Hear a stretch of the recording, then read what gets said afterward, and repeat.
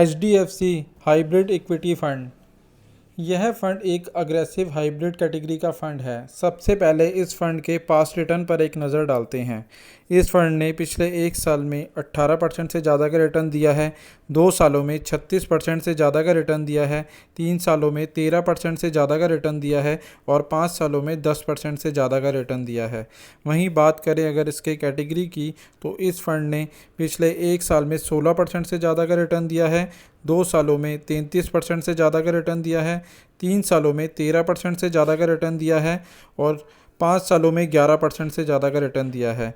तो आप देख सकते हैं इस फंड ने ज़्यादातर टाइम अपनी कैटेगरी को बीट किया है, तो इस लिहाज से यह एक अच्छा ऑप्शन हो सकता है इन्वेस्टमेंट के लिए।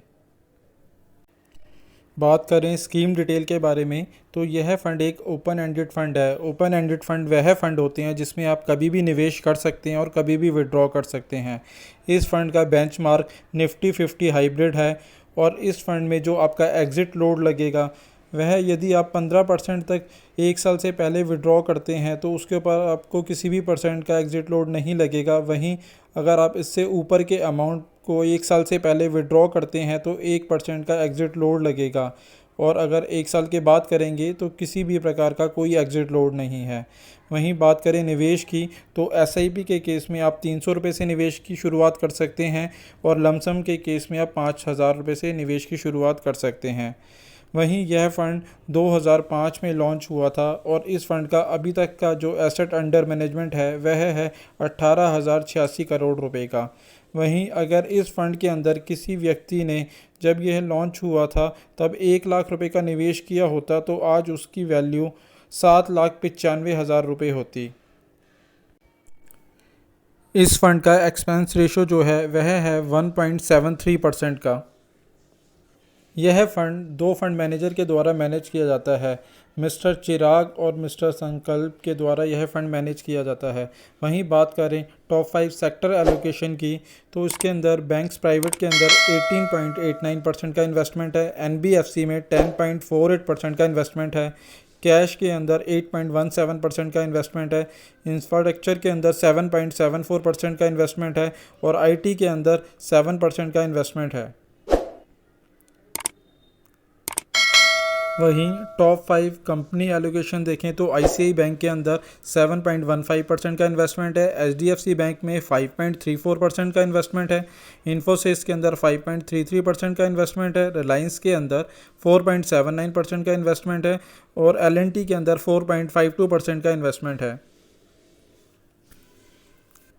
एलोकेशन की बात करें तो इस फंड के अंदर लार्ज कैप के अंदर 52.27% का इन्वेस्टमेंट है, मिड कैप के अंदर 13.13% का इन्वेस्टमेंट है और स्मॉल कैप के अंदर 4.15% का इन्वेस्टमेंट है। वहीं डेब्ट और अदर इंस्ट्रूमेंट के अंदर इसके अंदर 13.45% का इन्वेस्टमेंट है।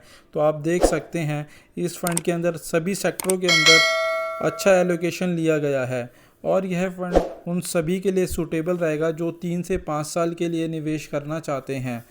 वहीं अगर आप इस फंड में निवेश करने की सोच रहे हैं तो निवेश से पहले एक बार अपने फाइनेंशियल एडवाइज़र से सलाह ज़रूर ले लें। ICICI प्रू इक्विटी एंड डेब्ट फंड यह एक हाइब्रिड कैटेगरी का फंड है। सबसे पहले इसके पास्ट रिटर्न पर एक नज़र डालते हैं। इस फंड ने पिछले एक साल में 23% से ज़्यादा का रिटर्न दिया है, 2 सालों में 28% से ज़्यादा का रिटर्न दिया है और 3 सालों में 19% से ज़्यादा का रिटर्न दिया है। वहीं 5 सालों में 14% से ज़्यादा का रिटर्न दिया है। वहीं अगर इसकी कैटेगरी रिटर्न की बात करें तो एक साल में 9% से ज़्यादा का रिटर्न रहा है, 2 सालों में 17% से ज़्यादा का रिटर्न रहा है, 3 सालों में 14% से ज़्यादा का रिटर्न रहा है और 5 सालों में 10% से ज़्यादा का रिटर्न रहा है। तो आप देख सकते हैं इस फंड ने पिछले 5 सालों में हर एक साल अपनी कैटेगरी को बीट करा है। एक ओपन एंडेड फंड है। ओपन एंडेड वह फंड होते हैं जिसके अंदर आप कभी भी इन्वेस्टमेंट कर सकते हैं और कभी भी विड्रॉ कर सकते हैं। इसका benchmark crystal hybrid 35+65 aggressive fund का है। वहीं बात करें इस फंड के एग्ज़िट लोड की, तो यदि आप अपना अमाउंट 1 साल से पहले विड्रॉ करते हैं और 10% अगर आप टोटल अमाउंट का विड्रॉ करते हैं तो उसके ऊपर आपको किसी भी तरीके का कोई एग्ज़िट लोड नहीं लगेगा।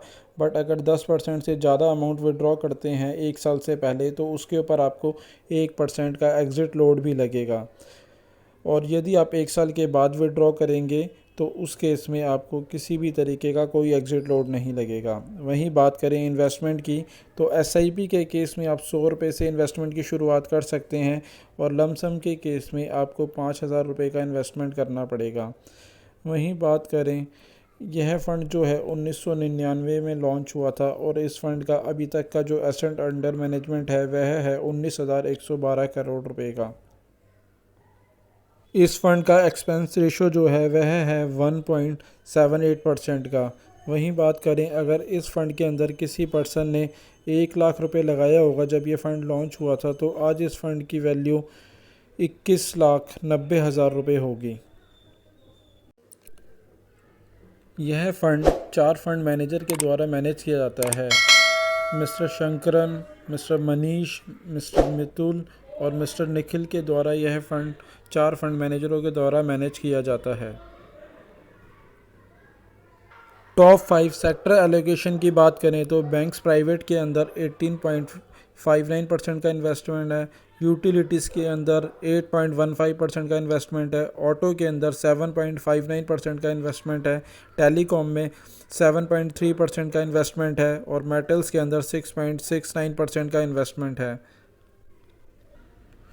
वहीं टॉप 5 कंपनी एलोकेशन देखें तो आईसीआई के अंदर 8.16% का इन्वेस्टमेंट है, एनटीपीसी के अंदर 8.12% का इन्वेस्टमेंट है, भारतीय एयरटेल के अंदर 7.27% का इन्वेस्टमेंट है, ऑयल एंड नेचुरल गैस के अंदर 4.95% का इन्वेस्टमेंट है और टाटा मोटर्स के अंदर 4.08% का इन्वेस्टमेंट है।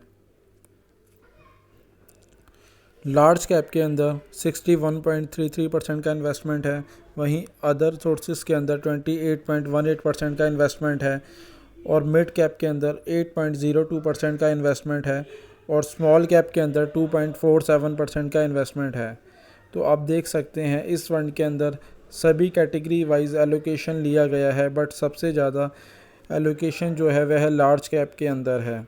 वहीं अगर आप इस फ़ंड में इन्वेस्टमेंट करने की सोच रहे हैं तो इन्वेस्टमेंट से पहले एक बार अपने फाइनेंशियल एडवाइज़र से एडवाइस ज़रूर ले लें।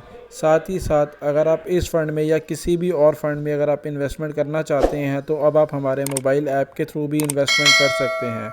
और वीडियो अगर आपको अच्छा लगा हो तो प्लीज़ इसे लाइक शेयर करें और हमारे चैनल को सब्सक्राइब करें।